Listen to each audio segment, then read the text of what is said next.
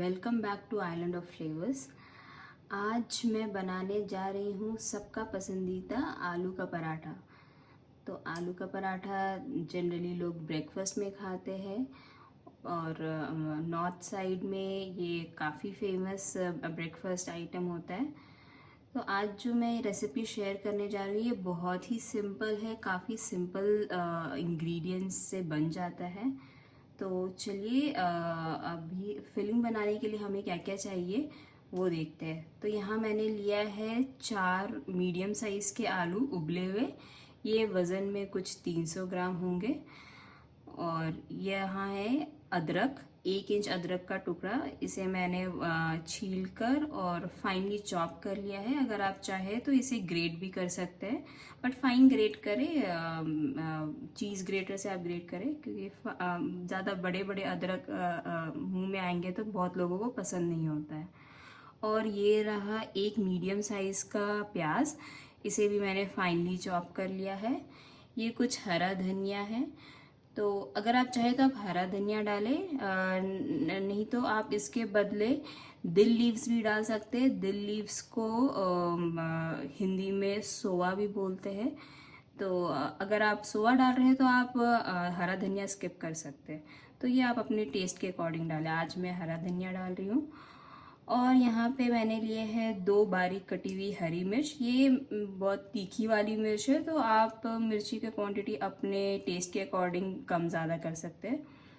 और सूखे मसाले में हमें चाहिए 1 चम्मच साबुत जीरा, आधी छोटी चम्मच नमक, 1/4 चम्मच हल्दी और 2 बड़े चम्मच सरसों का तेल फिलिंग को फ्राई करने के लिए। तो अब चलिए, अब फिलिंग बनाने के लिए सबसे पहले हम इस आलू को बिल्कुल फाइन मैश कर लेते हैं। तो मैं इसे हाथों से मैश कर रही हूँ। आप चाहे तो आप इसे ग्रेट कर सकते हैं, उससे भी वो बहुत अच्छे से मैश होगा। तो इसे बिल्कुल फाइन मैश करना है, ताकि जब हम पराठे बनाएं तो वो फटे ना। और इसलिए हमने सब्जियों को भी बहुत फाइन काटा है, क्योंकि अगर सब्जियां मोटी मोटी रहेंगी तो वो आटा फट के बाहर निकल जाएगा। तो चलिए इसे मैश करके मिलते हैं। तो यहाँ मैं आलू को अच्छे से मैश कर दिया है। अगर कुछ थोड़े मोटे आलू रह भी जाते हैं तो उसे हम फ्राई करते वक्त अच्छे से मैश कर लेंगे। अब बहुत लोग इसे बिना फ्राई किए भी बनाते हैं, बट अगर आप इसे फ्राई करके थोड़ा बनाएंगे तो इसकी सेल्फ लाइफ थोड़ी बढ़ जाएगी और इसका स्वाद अलग आता है। और कच्चे आलू का स्वाद थोड़ा अलग होता है। तो हम इसमें ये नमक इस आलू में ही मिक्स कर देंगे।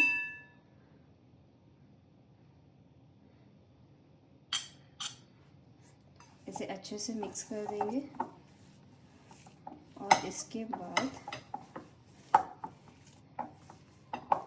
नमक काफ़ी अच्छे से मिक्स करें।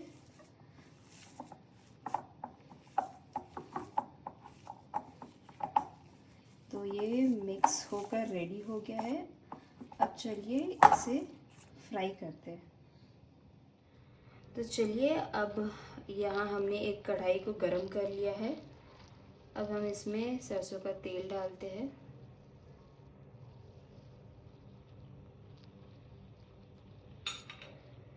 तेल गरम हो गया है, इसमें से धुआं निकलने लगा है। अब हम इसमें जीरा डालेंगे।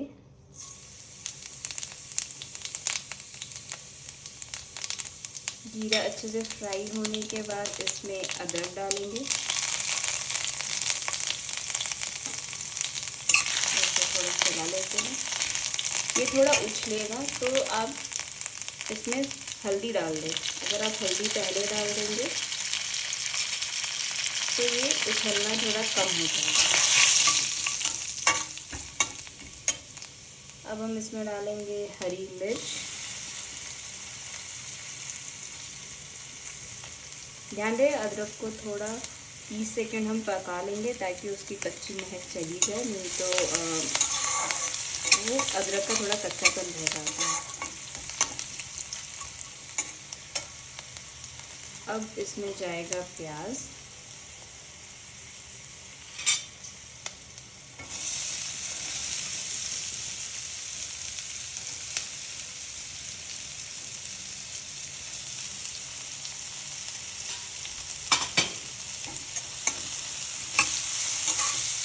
प्याज को हमें ज़्यादा नहीं फ्राई करना है, ये जब तक सॉफ्ट ना हो जाए तब तक फ्राई करना है।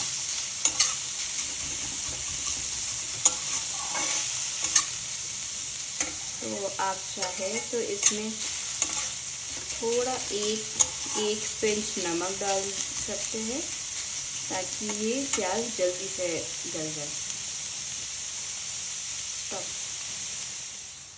तो इस प्याज को फ्राई करते हुए हमें 5 मिनट हो गया है।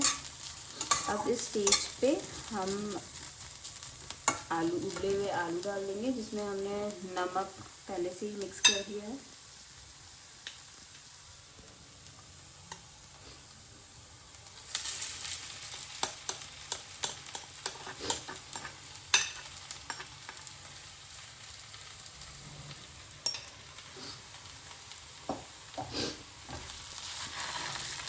अभी इसे बहुत ही अच्छे से मिक्स करना है और आलू को ऐसे तोड़ते हुए, ताकि जो मोटे मोटे आलू हो वो भी अच्छे से मैश हो जाए। तो इसे काफ़ी अच्छे से मिक्स करना है हमें।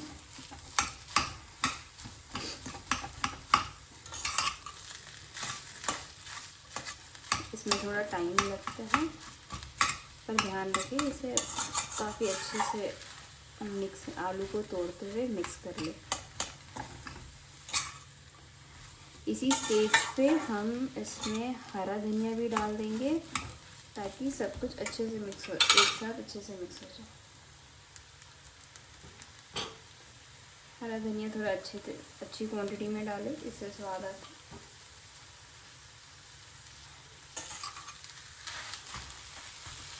अब हम इन सबको मिक्स करेंगे और ऐसे धनिया भी थोड़ा पक जाएगा।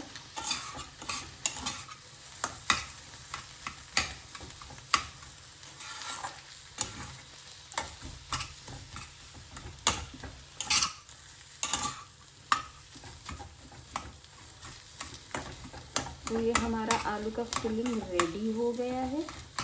आप चाहे तो इसमें नमक, इस स्टेज पे इसमें नमक टेस्ट कर सकते हैं। अगर आपको नमक कम लगे तो आप अपने टेस्ट के अकॉर्डिंग इसमें थोड़ा नमक और एक्स्ट्रा ऐड कर सकते हैं।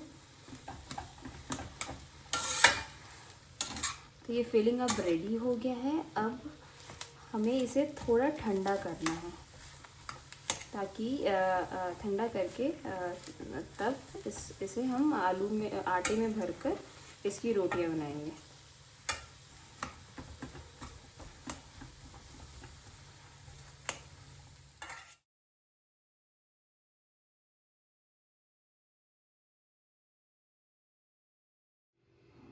तो ये हमारा आलू का मिक्सचर अभी ठंडा हो चुका है। इसे हमने ऐसे फैला कर ठंडा कर लिया था और मैंने इसमें बाद में थोड़ा नमक और ऐड किया, क्योंकि वो नमक थोड़ा कम था, इसलिए मैंने थोड़ा सा नमक और ऐड किया। आप भी अपने टेस्ट के अकॉर्डिंग इसमें इसे टेस्ट करके इसमें नमक ऐड कर लें।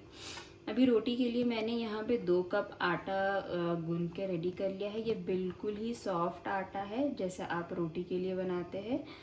और इसमें नमक बिल्कुल नहीं है, जो भी नमक है हमने फिलिंग में डाला हुआ है।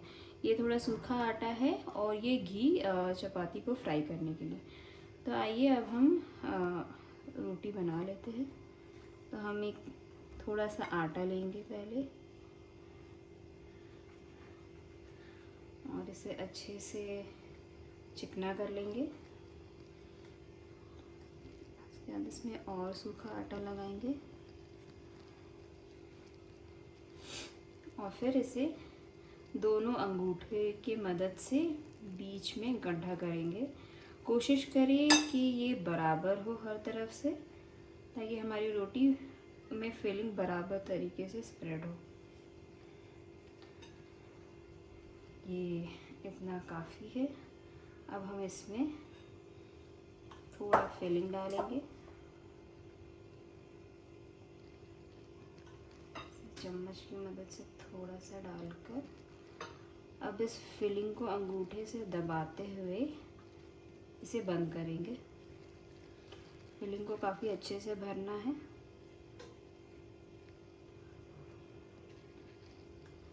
इसे गोल करते हुए बंद करेंगे और जो एक्स्ट्रा आटा है वो हम निकाल देंगे। अब इसे हाथों से अच्छे से प्रेस करें। थोड़ा सूखा आटा लगाकर इसे थोड़ा हल्के हाथ से दबा लें।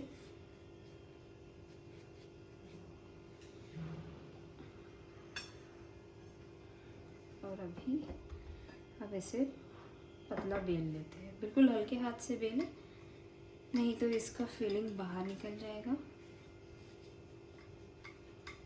हल्के हाथ से सूखा आटा लगाते हुए इसे पतला बेल लेंगे।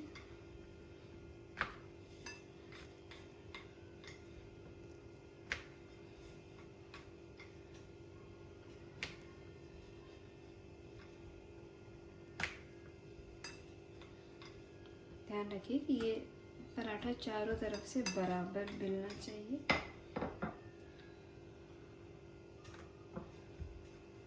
ये हमने बेल के रेडी कर लिया है। अब हम इसे, हमारा तवा गरम है तो हमारा यहाँ तवा गरम है। अब हम इस पर ये पराठा डालेंगे। पराठा डालकर थोड़ा सा आंच तेज करेंगे।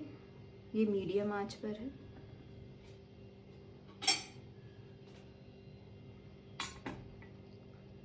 थोड़ा 1 मिनट इसे पका लेंगे एक तरफ। अब इसे पलट देते हैं।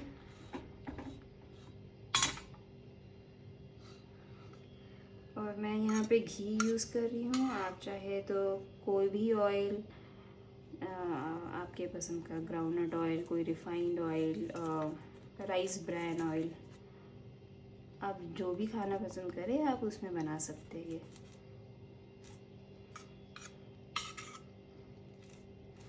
अच्छी तरीके से घी लगाए चारों तरफ।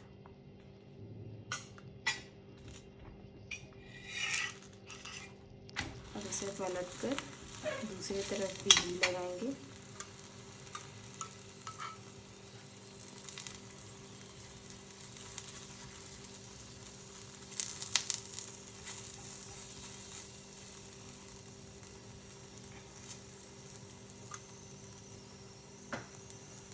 अब इसे दबा दबा कर हमें अच्छे से सेकना है दोनों तरफ।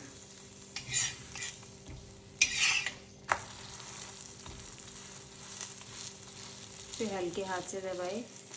देखिए आपकी ये रोटी, पराठे फूल जाएंगे। आपका आटा जितना सॉफ्ट रहेगा आप उतने सॉफ्ट फुली रोटी बनेगी। इसे दोनों तरफ अच्छी तरह से सेक लेंगे। इसे सेकने में हमें 3 से 4 मिनट लगेगा।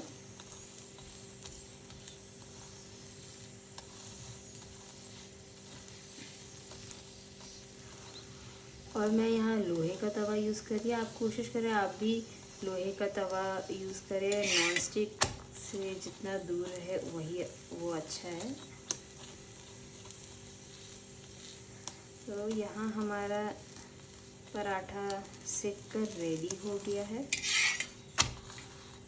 ये दोनों तरफ से सेक कर रेडी हो गया है। अब हम इसे सर्व कर लेते हैं। यहाँ हमारा पराठा सेक कर रेडी हो गया है। अब हम इसे सर्व कर लेंगे।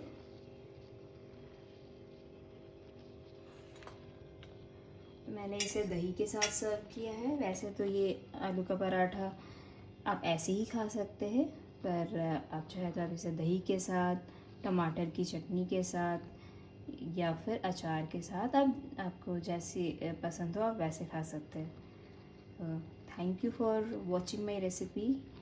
अगर आपको अच्छा लगे तो इसे लाइक ज़रूर करिएगा।